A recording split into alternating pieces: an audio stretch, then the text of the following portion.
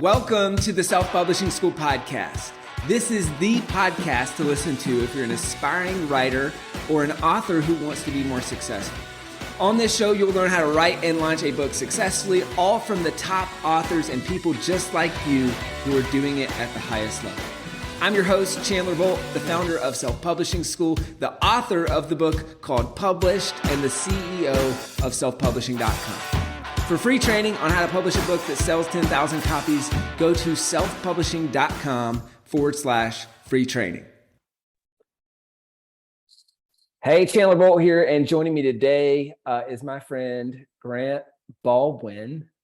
Grant is the founder and CEO of the speakerlab.com, a training company for public speakers. He's also the best-selling book of the best-selling author. He's not a best-selling book, but well, we'll talk about the process to get. I was going to say he's written a best-selling book, but there's a ghost author or there's a ghostwriter involved. There's a lot to unpack here. He's the best-selling author of The Successful Speaker. He's also the host of the Speaker Lab podcast, and just an all-around just great and funny guy. So this is going to be a fun interview. And if you're a speaker who wants to grow your speaking business using a book, we'll key in on that. That's going to be really helpful for you. If you're an author who wants to speak, we'll key in on that. We're also going to talk about ghostwriter stuff. Should you do it? Should you not? Buying back the rights from your publisher. What? That's even possible. How does that work? Yep. A lot will unpack here. Grant, welcome. Great to have you. Good to see you, buddy. Thanks for letting me hang out with you. So why this book, The Successful Speaker? I know. So actually, fun fact, y'all, if you want to go back and listen to episode 35, it's like one of the first episodes on this podcast. Grant and I unpacked, this was before this book, and he talked about, I feel like it was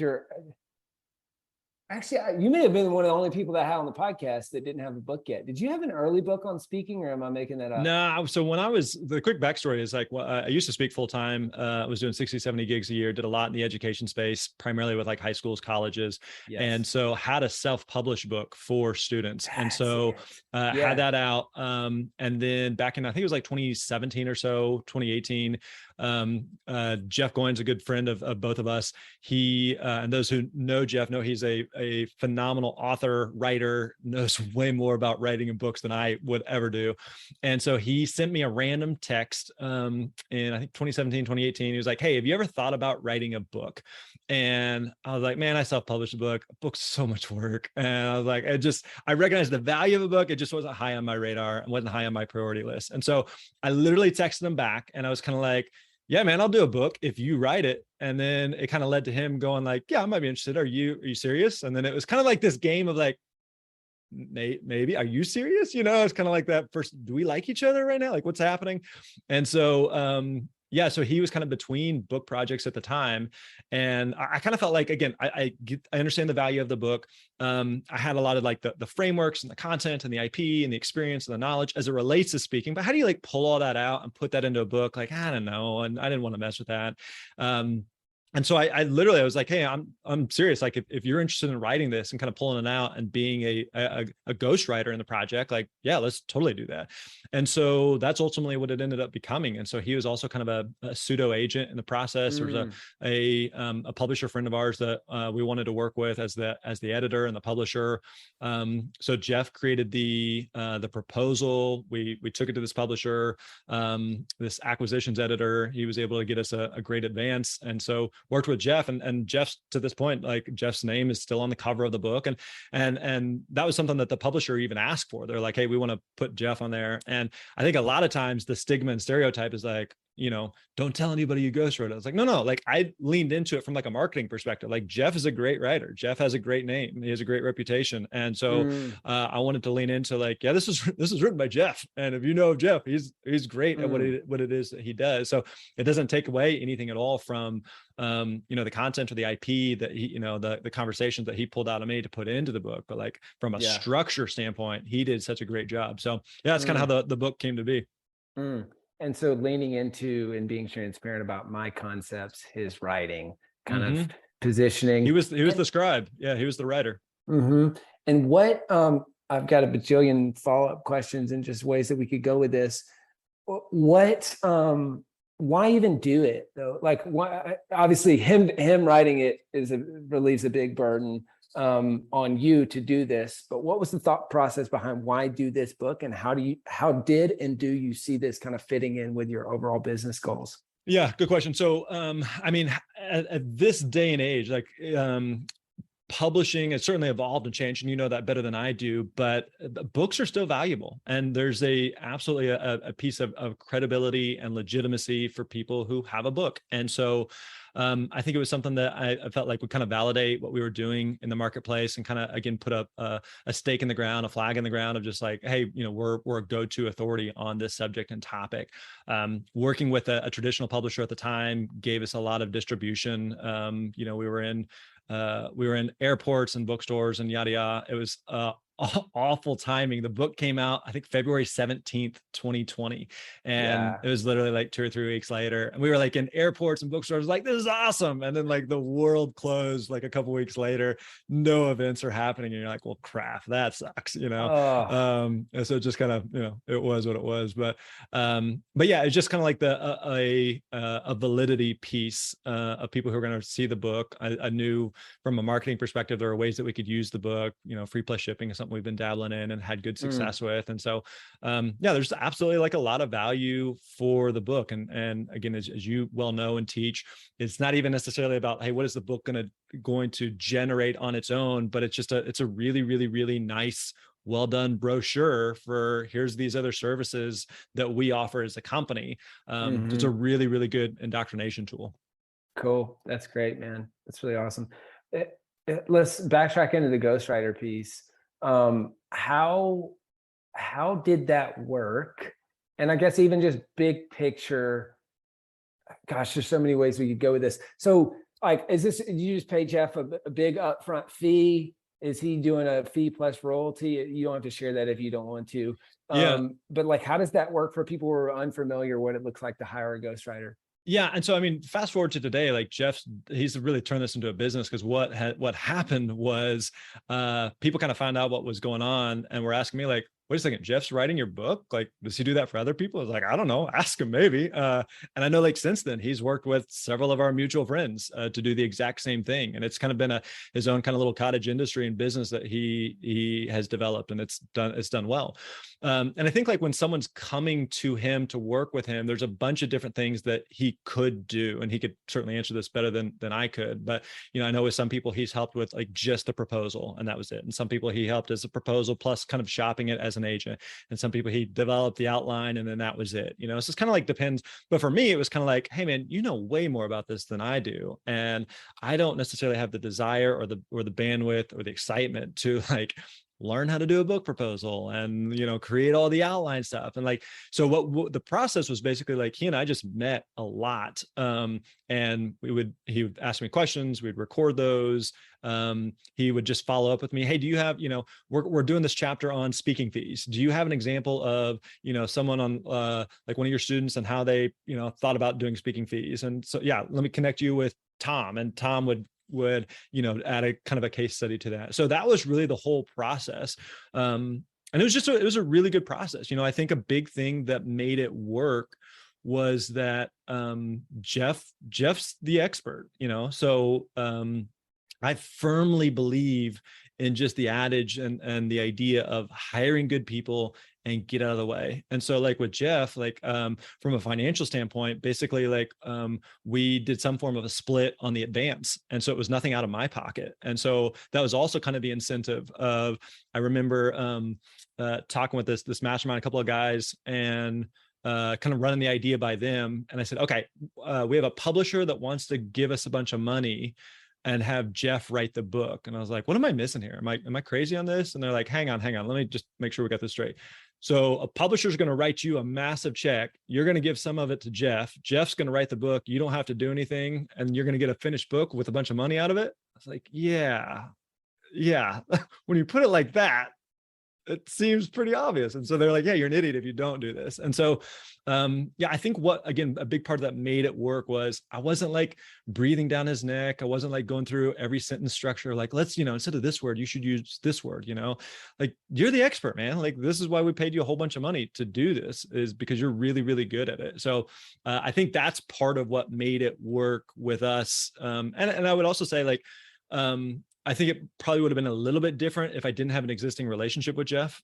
So, the existing relationship, yeah, how good he is, and then how big your advance, I feel like are just three critical pieces that lined up to make this work. Yeah, because like if we didn't have that prior relationship, it probably would have been like, I don't know, like, do I trust this guy? Is this good? Yeah, totally. Yeah. But like he knows me. We had an existing relationship. He knows our business. Like we've been friends for several years. So it just is, again, like it felt like, okay, I can be a bit more hands off here because you're the expert. You're the pro at this. Yeah, that's great. On the other side of it, are you glad you did it? And any recommendations for other people who are considering hiring a ghostwriter? Yeah, you're like one of the only people I know who I think had a positive experience. like everyone wants to hire a ghostwriter, and it's just so freaking hard to do it well that I hear all the horror stories. So it's kind of cool to hear a good one. So yeah, what are your thoughts on other side of the process and recommendations for others?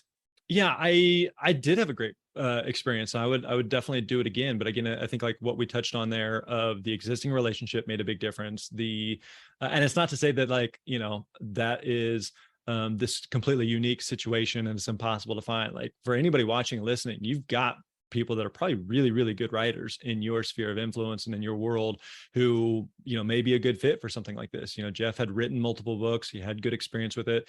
The other thing that he brought that was kind of an intangible was he understood like marketing books as well. So if you create a great book and it sits in an abyss, like if it falls in the forest, nobody hears it, like it's not going to sell any copies. And so it was also just like, okay, now what do we do? And so like when the publisher was asking different questions, Jeff was really good about, where do we push back and where can we, is this normal? I don't know, man. So it's just like very much like, hey man, just take my hand and tell me what we need to do, what we need to ask and say. So yeah, it was a great process. But again, I think what a big part that made it work, that is applicable and relevant for anybody, is he was the expert. I did not micromanage him. I did not babysit him. I did not breathe down his neck on anything. It's just like, you're the pro, be the pro, and I'll let you do your thing.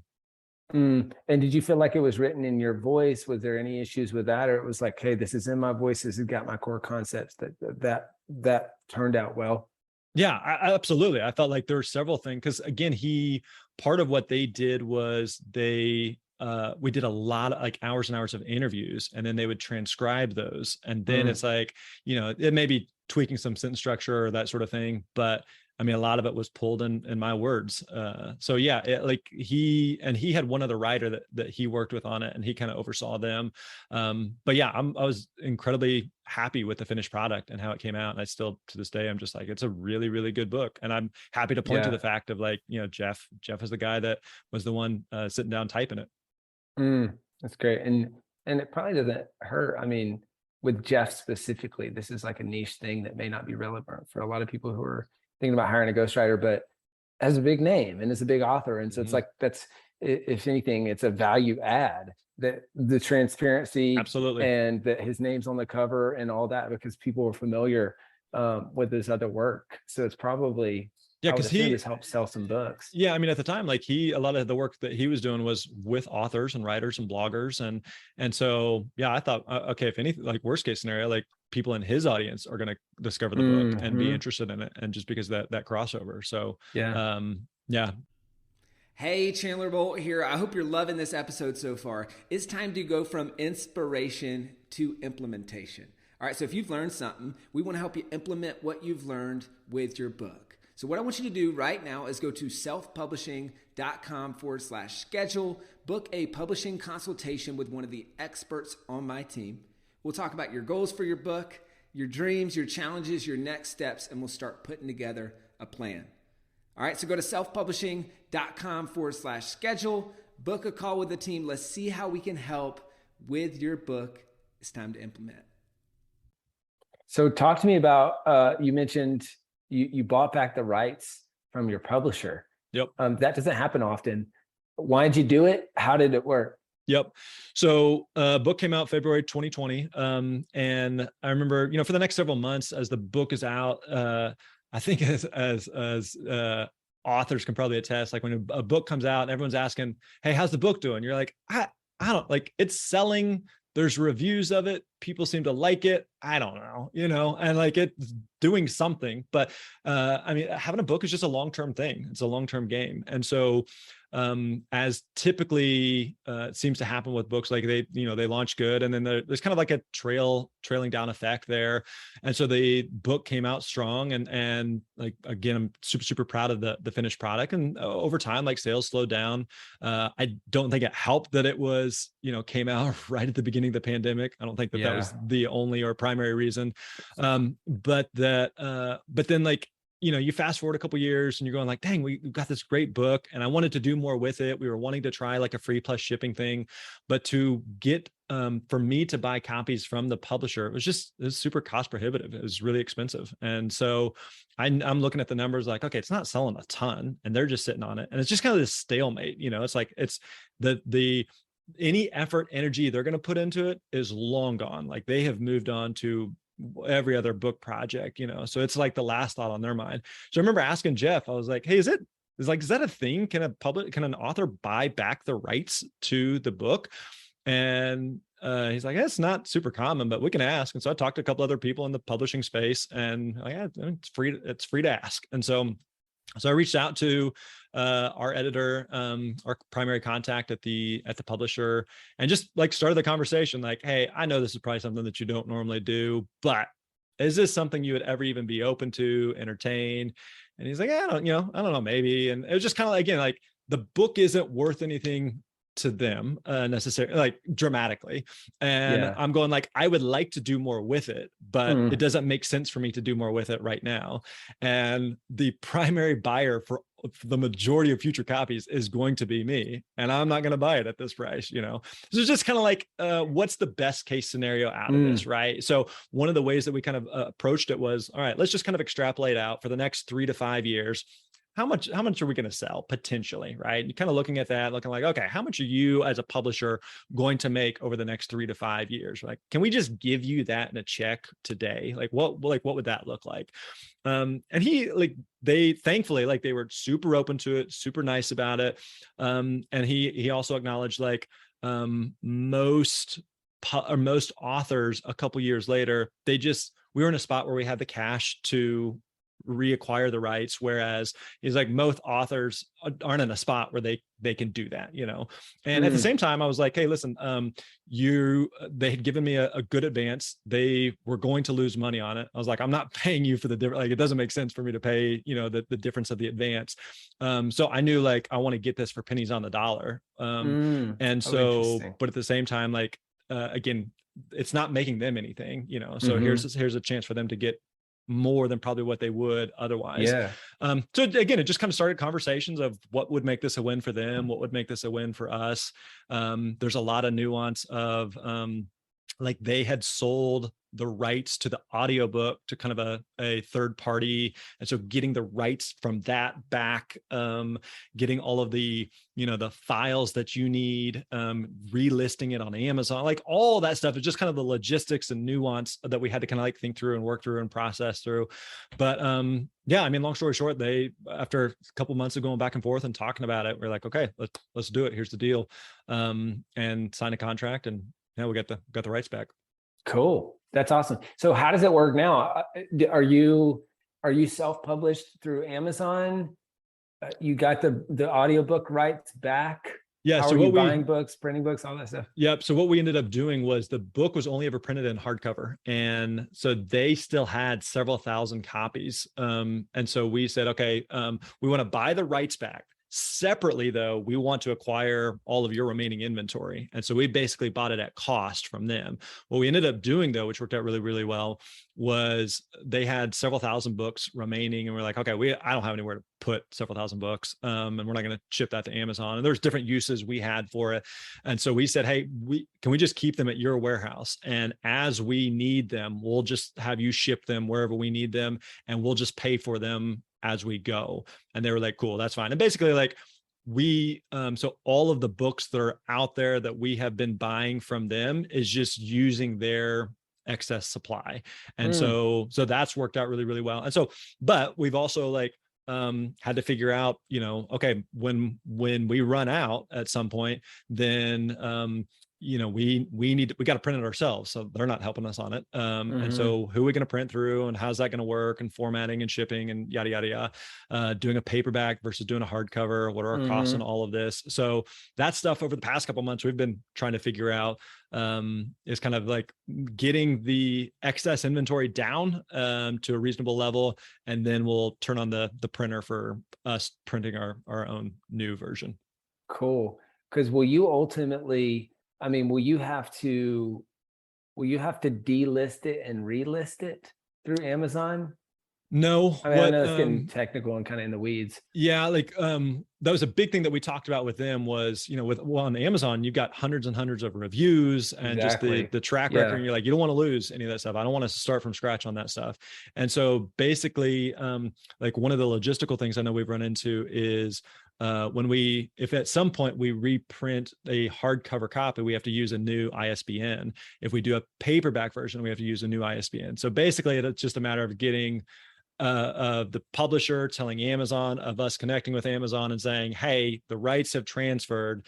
Don't lose this listing. We want to keep using this listing. So you're basically taking a paperback version and connecting it to the existing listing as another format version. So, so that's the primary way that we've been approaching it thus far.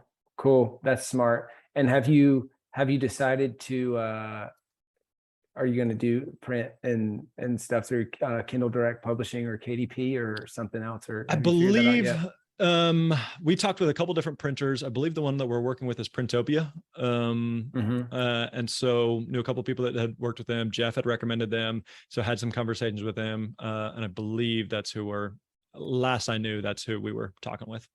Okay. Interesting.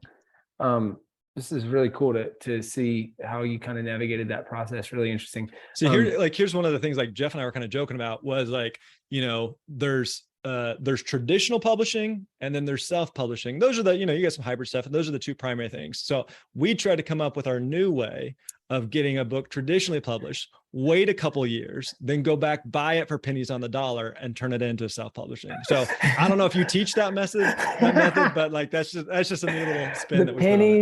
The pennies publishing method. You heard it here first. .com. There you go. That is brilliant. Oh man. Hey, well, I want to ask, before we wrap, I want to ask a couple questions. This interview went in a different direction than I figured, which is actually really cool and really helpful, because I think this is something that we've never talked about on the podcast. So I'm going to point people to this for buying back rights and ghostwriter stuff. Let's talk for a bit on how have you grown the Speaker Lab using this book? What are the main things that have worked? Yeah, one of the things we've started doing recently is really leaning into free plus shipping, and that's definitely been a marketing tool that's been out there for a long time in the publishing space. So it's something we've been doing a lot of, and it's just it's a math problem. It's an economics problem of looking at how much does it cost us for a book, how much does it cost us to acquire a customer, how much does it cost us to ship the book and all the logistics and fulfillment that go into that, and then just making sure that it's offsetting the part of the challenge is that with a book, it's much more of a long tail. A book someone may get a free plus shipping book, and it may, they may open it, read it cover to cover right then. It may sit on their desk or on their shelf for, months and months and months, maybe years. People don't throw away books. They can still be kind of a reminder and a cue card and a billboard unintentionally in their office or house or wherever it may be. So we've definitely already seen like an ROI of people who have purchased the book, and then we can point to like, a few months later, then they joined one of our coaching programs. And so there's, a clear ROI there, but it's also like, we have tried to be really intentional about what do we need to do in that initial offer to try to at least break even on that. Because at that point, then you're not only acquiring customers at a break even rate, but you're also you're just getting books out there break even, which is awesome. So So it's been, it's been a learning process if you're just trying lots of things and iterating, but the free plus shipping has definitely been a big win for us. You're making me think. I'm like, man, I need to spin up some new ad creative for the new version of Published, and we need to get free plus shipping has been one of our best converting funnels for a long time, and I don't know why we got away from it. As the newly appointed marketing director, we're gonna get back in the saddle. Talk to your marketing guy. Talk to the marketing. I'm gonna go to the bathroom and look in the mirror, and I'm gonna say, "Hey, marketing guy, I'm gonna have a meeting." I'll give you a quick thought on this. As it relates to just like how do you best market a book or how do you best sell a book. I remember a couple of years ago, I was talking with a good friend about real estate investing. Hang with me, this is going somewhere. But I was interested in real estate investing. I know you are as well. And I remember just asking him, I was like, you have all these different types of real estate investing. You have single family homes, multifamily homes, Airbnb, raw land, commercial, yada, yada, yada. I said, which one is best? And he said, yes. And I was like, dude, that's not helpful. Like, what does that mean? And his point was like, they all work. What you don't find is someone who's trying to do all of them, right? So in terms of like selling a book, what works? Like social media works, paid ads work, free plus shipping works, speaking works, PR works, like it all works. But what you don't find is someone who's like, I'm doing everything, and you're just spreading yourself so thin. So I think about that so much with our business and what it is that we do. And again, this is applicable for anything, like free plus shipping works, but so do a dozen other things, And so it's not that necessarily like one's better or worse than the other. Like you just pick one or two things. You're like, we're just going to do this. We're going to double down on this. We're going to be focused on this. And like, we'll price you. And if we don't, then let's try something different, but not try the buffet approach. If we're going to try everything and just hopefully magically it all works out, like that just doesn't work. That's great. Don't try the buffet approach. Focus on what works for you. Man, your mind's blown. You can't even comprehend it. You're the master of this, Grant. How can speakers use a book to get more speaking gigs or to raise their fee, increase their take home, that sort of thing? Yeah, I mean, speaking is definitely a way to generate significant revenue and income from having a book. And so there are a lot of authors who have always said, like, you don't make money from the book, you make money from the other things that you sell on the back end of the book. Speaking being one of those things, coaching, consulting, lots of different things that you could do. So speaking or having a book, like we talked about, is certainly a great legitimacy tool. And there's still, in this day and age, people say, if you want to be perceived as the expert on something, you have a book on the topic. So I would push back on the idea. I think there's a misconception that people think in order to be a speaker, you have to have a book, or in order to be an author, you have to speak. No, you don't. Like there's speakers who don't have a book who are very successful, and there's authors who don't speak who are very successful. And it's not that one is a prerequisite for the other, but working hand in hand, they can be incredibly, incredibly powerful, both from an impact standpoint, from a legitimacy and credibility standpoint, from an income and revenue standpoint. Like I think speakers should write a book. Can you be successful without it? Absolutely. And I do think authors should speak. And can you be a successful author without speaking? Absolutely. But working hand in hand, they can be really, really effective 1-2 punch. Cool. So let's, my last question and last question or two here, we'll go real quick, is, so go back to the beginning, say I'm a speaker, and I've got a book, I am in that and category, not or category, and I've got a book and I speak, but it's both are kind of small, starting from scratch. What's like one super tactical thing that you would do to juice the speaking side of your business using your book? Yeah, one of the main things that speakers make a mistake on and authors make a mistake on is like, okay, I have the book or I want to do speaking, and now I just sit back and I wait for the phone to ring. And like, that just doesn't work. Like speaking, selling books, it's very much a momentum based game. And so the more you speak, the more books you sell, the more it starts to kind of start that flywheel. And so you can't just sit back and assume like, okay, now I'm just going to wait for the phone to ring and people to call me and reach out. So a book can be really, really good to, reach out, to send to people. Wouldn't necessarily recommend that you just, smile and dial and send a bunch of random books to a bunch of random people and hope it converts and turns into something. But starting conversations with people, reaching out to people who would be an ideal fit for for your audience, for what it is that you, for the types of events that you want to be speaking at, any type of referrals, introductions that you can get from other people who may have connections with event planners or decision makers in your space. One thing I see a disconnect on sometimes with authors and speakers is they want to speak on one topic, but they have a book on a different topic. It's like, no, like it should be, you should have massive congruency there. Like the audience that you're speaking to should also be the type of people that want to buy your book. And so looking for those opportunities where you can connect the dots. And like we always ask people 3 questions, like who do you speak to? What problem do you solve? And where do those people gather? Like what is that ideal audience? Like what are the conferences, the events, the associations, the groups that they are a part of that you could naturally speak at? And again, the book gives you some credibility to speak to that group. So yeah, books and speaking can be, like, again, really, really effective together. That's awesome. Grant, what would be your parting piece of advice to the Grant from years ago before you wrote this book, and maybe all of the other Grants out there who are maybe speakers, maybe not, thinking about writing their first book, knowing what you know now? Yeah. A couple things I'd say. One is just to have a long-term perspective on it. It's not this flash in the pan. You and I have both had some level of success in our businesses, in large part because we've been doing the same thing for an extended period of time. Like we just keep showing up, and it's not like, hey, is Chandler doing like, FBA stuff now? Is he into manufacturing? No, like he's still beating the same drum for self-publishing year after year after year after year. And it works. It's effective, right? So I think that's a big part, having a long-term perspective. The other thing is, I think you have to treat, like if you have a book or if you want to do speaking, whatever you want to pursue, you got to treat it like a business. You cannot treat this like a hobby and expect business results.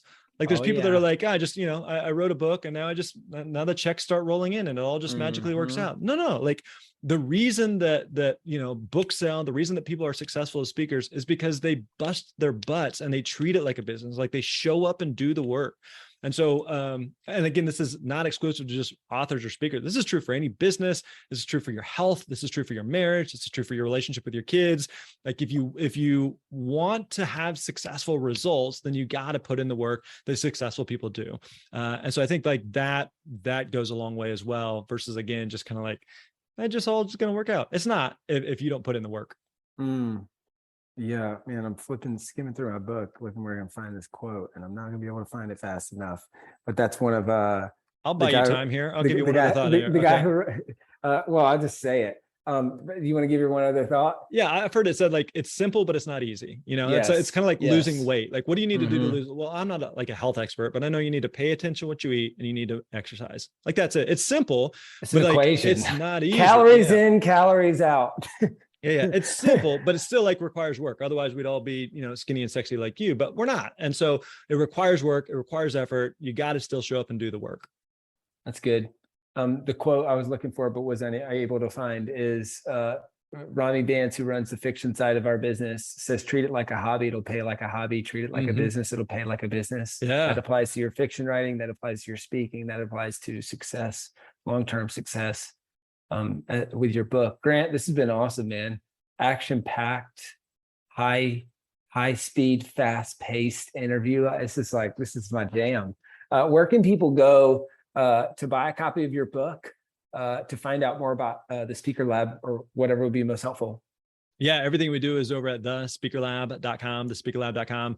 And people who listen to this podcast, you probably listen to other podcasts. We have a podcast by the same name, the Speaker Lab Podcast. Got over 400 episodes there of all things speaking related. You've been on, I think, twice. So yeah, we've had you on there. Yeah, so go check out. I was like, man, it's been a minute. No, you've been there. So go check out those episodes with Chandler. The book is called The Successful Speaker: 5 Steps for Booking Gigs, Getting Paid, Building Your Platform. And again, as far as I know at this moment, we're running some free plus shipping. So you can probably find that over at thespeakerlab.com. Cool. Check it out. Thespeakerlab.com and the book, The Successful Speaker. Grant, you're the man. Appreciate you. Thanks, buddy. Thank you so much for watching or listening to this episode of the Self-Publishing School podcast. I know there's so many places that you can be spending your time. There's other podcasts that you could be listening to, YouTube channels that you could be watching. So thank you so much. It means the world. Now, I want you to do 3 things right now if you found this episode helpful. All right, number one, I don't know if you know this, but we've got a YouTube channel. It's a companion channel to this podcast. All the video versions of the episode are on the YouTube channel. So number one, subscribe to the YouTube channel.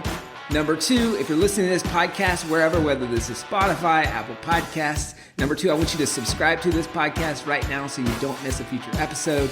And then number three, this is probably the most important, leave a review on the podcast. All right, reviews are super important and help this podcast get discovered by other people.